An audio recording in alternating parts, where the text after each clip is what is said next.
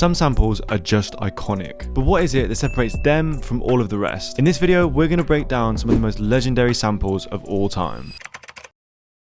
So I'm doing some research, trying to find the best samples, the most iconic samples, and there's one name that pops up all the time. You literally can't escape it. Kanye West. Kanye. Personally, when I think of sampling, I think of Kanye and his soul chops. Alpha step, Omega step, Kappa step, Sigma step. Basically, the entirety of his first 2 albums had a sound like this. As you can hear, it's all about real instruments, and more importantly, how they were recorded. They recorded in studios that had very limited mixing tracks, meaning certain things would have to be recorded in mono with one mic. Audio was recorded to tape, and they didn't have fancy reverbs and delays like we do now. So I started our sample with a piano. It's the vintage upright warped preset, and I paired that with a MIDI from Leia's Legacy as well.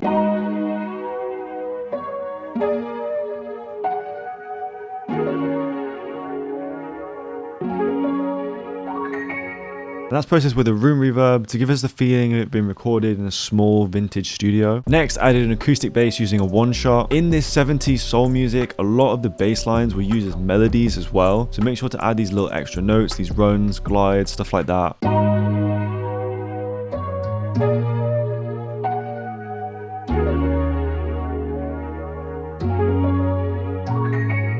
Then it needed some vocals. On a lot of tracks, Kanye would sample lyrics and even use those to formulate his own song ideas. However, there's also examples of him sampling just vocal riffs. I've been working this grave shift and I ain't shit. So for our sample, I used this riff from Leia's Legacy.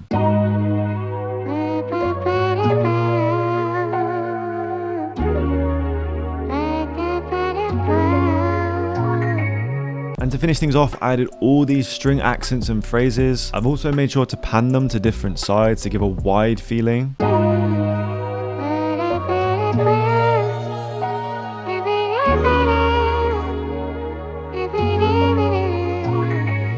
If you want to make samples like this, then Leia's Legacy is perfect for you. It's the ultimate vintage sound kit with its own Rhodes, piano, and synth VSTs, and I know they'll be your go-to sounds for making soul samples. All designed to give you the real vintage instruments that you need to make any type of sample. To get your copy, hit the link in the description.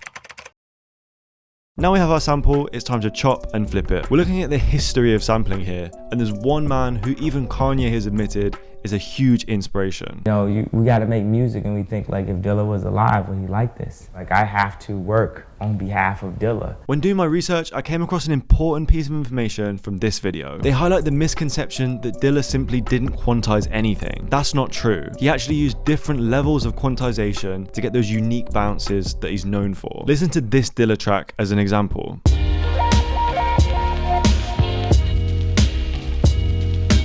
Really, there are just a few fundamentals you need to know. First, we have the rush snare. As you can see, we've got a basic snare pattern here, but it's all perfectly on grid. What I'm going to do is highlight it all and move it to the left about 6 steps.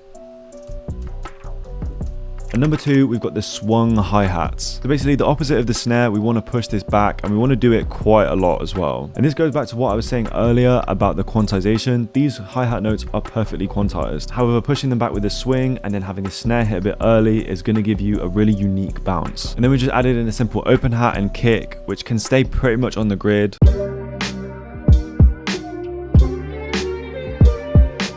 Of course, for one last section, we had to look at sample chopping. One technique that Kanye used on All Falls Down is actually quite interesting.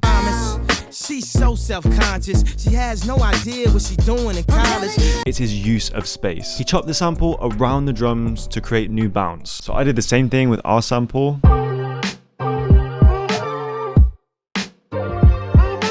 It's also worth mentioning that Kanye loves using vocal chops, specifically sampling James Brown. He's done it countless times. And I also filled in the gaps with an acoustic bass as well as a different hi-hat pattern, and that sounds like this.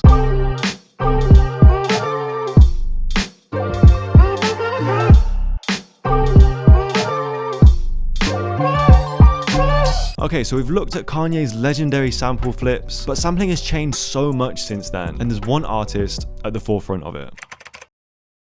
Don't get me wrong, Drake definitely has some traditional sampled type beats, but a lot of his stuff fits in a completely different category. After hours at Il Molino.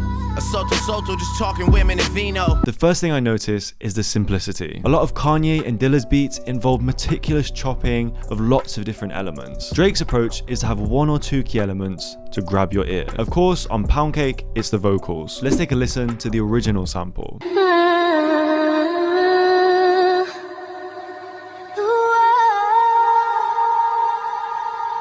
You can hear the heavy, modern delays and reverbs, which, as I said earlier, is a big distinction between past and present. However, the concept is the same. Vocals with immense emotion, just flipped in a different way. So for our beat, I grabbed this wet vocal phrase from Layers Legacy and added a heavy reverb as well as delay to it.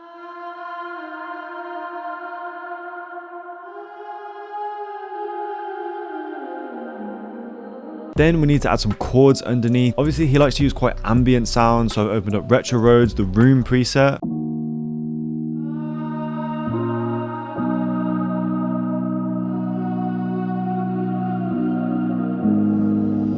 There is one iconic Drake sample on one of his biggest songs ever that does actually sample a 70s record. But again, like most of Drake's music, it only has three elements that get the listener's attention. One being this stabby key sound. So to replicate that, I've started with Retro Roads, this time the Warped preset. It's a little bit more crunchy and has that detuning to it. And I've added this amp, which a lot of instruments will run through.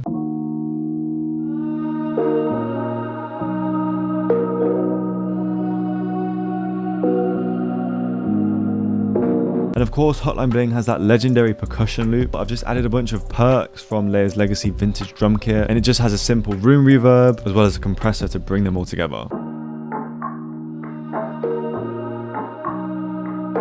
And once we have the sample, the drums on Pound Cake are so simple. It's literally just a snare, kick, and then we've got a very subtle bass line as well.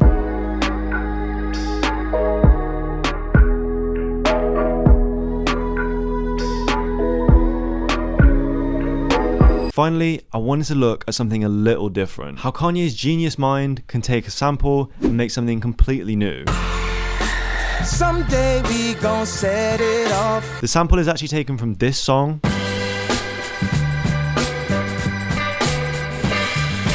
And the intro is a different sample entirely. Someday. To make something like this, you just need a piano and a bass as well. So I've got the vintage upright room preset from Layers Legacy and just this bass one shot from the kit as well.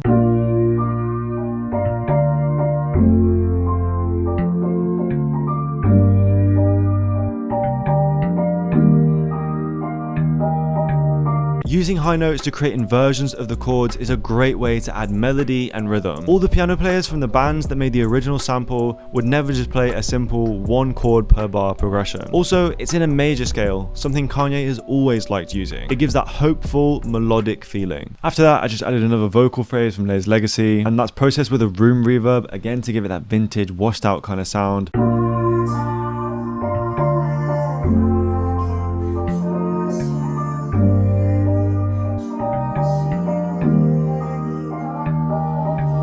For the main sample, Kanye literally took it as the beat itself. He even used the drums and everything. So to make our own vintage beat, I began by copying the chords across as well as the bass and using this organ one shot.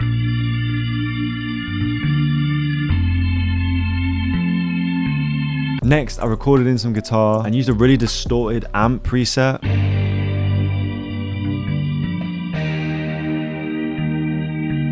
Finally, we had to recreate those vintage drums. So I started with this perk loop from Layers Legacy.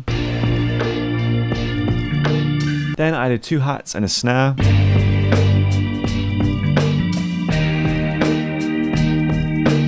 Before finally adding two kicks layered together.